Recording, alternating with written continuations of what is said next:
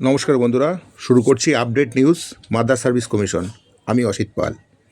আপনারা ইতিমধ্যে দেখেছেন যারা মাদ্রাস সার্ভিস কমিশনে ফর্ম ফিল আপ করেছিল, নোটিফিকেশনটা বেরিয়েছিল 2010 সালে এবং পরীক্ষা হয়েছিল 29/5/2011। অনেকেরই ভুলে যাওয়ার কথা, অনেক দিন দীর্ঘদিন অতিবাহিত হয়ে গেছে। আদৌ তাদের মনেও নেই, মাথায়ও নেই পরীক্ষায় তারা অ্যাপ্লিকেশন করেছিল কিনা, কাগজপত্র ঠিকঠাক রাখিনি। কিন্তু হঠাৎ একটা করে লেটার আসছে, তাদের আবার রিটেন পরীক্ষা দিতে হবে। প্রত্যেকে দিতে হবে না। 29/5/2011 যে 24,577 জন পরীক্ষায় বসেছিল তাদের আর পরীক্ষা দিতে হচ্ছে না। পরীক্ষা দিতে হবে 73,978 জন ক্যান্ডিডেটের। তাদের পরীক্ষাটা হবে 1 সেপ্টেম্বর 2024। তারা অ্যাডমিট কার্ড 25 তারিখ পর্যন্ত ডাউনলোড করে নিতে পারবেন। অবশ্যই তারা ডেট অফ বার্থ দিয়ে এবং নাম, বাবার নাম, যা যা দরকার সেগুলো দিয়ে আপনারা অ্যাডমিট কার্ডটা ডাউনলোড করে নেবেন এবং 3 কপি ফটো নিয়ে যাবেন, কালো বলপেন নিয়ে যাবেন। যা যা পরীক্ষায় লাগবে সেগুলো আপনারা প্রত্যেকে নিয়ে যাবেন এবং পরীক্ষাটা পজিটিভলি ভালো দেওয়ার চেষ্টা করবেন। এখানে 15 নম্বরের পরীক্ষা হবে। তার মধ্যে 8 নম্বর থাকবে ইংলিশ এবং 7 নম্বর থাকবে অ্যারিথমেটিক, পাটিগণিত। পাটিগণিতটা আপনারা 5 থেকে 10 পর্যন্ত একটু প্র্যাকটিস করে গেলেই পেয়ে যাবেন। আর ইংরেজিতে ডেটা রাইটিং, প্রেসি রাইটিং, আরও যা যা আছে সিলেবাসটা যা ছিল তখনকার নোটিফিকেশনে 10 সালের নোটিফিকেশনটা দেখে নেবেন। সেই অনুযায়ী আপনারা প্রত্যেকে তৈরি হয়ে যাবেন। তাহলে চিন্তা করুন, একটা পরীক্ষা, একটা নিয়োগ প্রক্রিয়া, সেই 10 সালে নোটিফিকেশন বেরিয়েছিল, তার নিয়োগ প্রক্রিয়া এখনও পর্যন্ত করতে পারলো না। একটা নিয়োগ প্রক্রিয়া করতে পারেনি। আবার প্রাইমারি 12 সালে টেট কোয়ালিফাইড করে রয়েছে বহু ক্যান্ডিডেট। আবার 14 সালের নোটিফিকেশন জারি করে 15 সালের 16ই আগস্ট পরীক্ষা নিল, সেই নিয়োগটাও এখন হয়নি।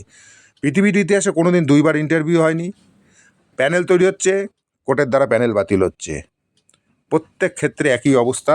যারা ভালো পড়াশোনা করেছিল, যারা পড়াশোনা করে একটা চাকরি পাওয়ার স্বপ্ন দেখেছিল, যারা ভেবেছিল আমি স্কুল টিচার হব বা গ্রুপ ডি বা গ্রুপ সির চাকরি করব, তারা এখন কি করছে? কেউ টোটো চালক হয়েছে, কেউ অটো চালক হয়েছে, কেউ সবজি ব্যবসায়ী হয়েছে, কেউ মুদিখানার দোকান করেছে, কেউ রাজমিস্ত্রি হয়েছে, কেউ ছুতোর মিস্ত্রি হয়েছে, কেউ রাজমিস্ত্রি জোগালের কাজে ভিন্ন রাজ্যে পাড়ি দিয়েছে। এই হচ্ছে শিক্ষিত বেকারদের করুণ অবস্থা। এই শিক্ষিত বেকারদের করুণ অবস্থার জন্য আমার চ্যানেলটা করা। তাদের দুরবস্থার কথাটা যে বেকার সেই বুঝবে, সুতরাং অন্য কেউ বুঝবে না। তাদের এই যে দিকটা আমি তুলে ধরার জন্যই আমার চ্যানেলটা করা হয়েছে। সুতরাং বন্ধুরা, যাদের বাড়িতে লেটার এসছে পোস্ট অফিস বাই পোস্টের মাধ্যমে, তারা অবশ্যই পজিটিভলি ভেবে অ্যাডমিটটা ডাউনলোড করে 3 কপি ফটো নিয়ে আপনারা একটু তৈরি হয়ে প্রিপারেশনটা নিয়েই পরীক্ষাটা দেন। দেখা যাক কী হয়। যদি চাকরিটা বেঁধে যায়, তাও কম করে গ্রুপ ডির বেতন স্টার্টিংয়ে 17 থেকে 18,000 টাকা, আর প্রত্যেক বছর ইনক্রিমেন্ট বাড়তে বাড়তে একটা ভালো জায়গায় চলে যাবে। যার বয়স হয়তো 55 হয়েছে, সে অন্তত 5 বছর 6 বছর চাকরি করার চেষ্টা টাইম পাবে। যার 40 বছর ছিল তার এখন বর্তমানে 54 বছর হয়ে গেছে। সুতরাং বন্ধুরা, আপনারা পরীক্ষাটা দেওয়ার চেষ্টা করুন। হয়তো কী হবে না হবে সে আমরা জানি না। পরীক্ষাটা যখন অ্যাডমিট ডাউনলোড করার সুযোগ পেয়েছেন বা বাড়িতে লেটার এসছে, সুতরাং আপনারা পরীক্ষাটা দেবেন। আমার এক বন্ধু হঠাৎ করে ফোন করলো ভাই সম্পর্কে। সেও ব্রিলিয়ান্ট স্টুডেন্ট ছিল, অনেকগুলো চাকরির পরীক্ষা দিয়েছিল, কিন্তু নিয়োগের তো কী অবস্থা দেখতে পাচ্ছেন। আবার প্রাইমারি বলুন, এসএলএসটি বলুন, সমস্ত নিয়োগ বন্ধ রয়েছে।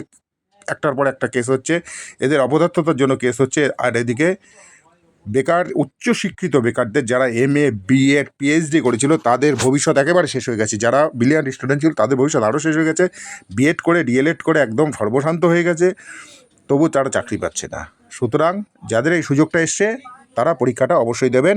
ভালো থাকবেন, সুস্থ থাকবেন।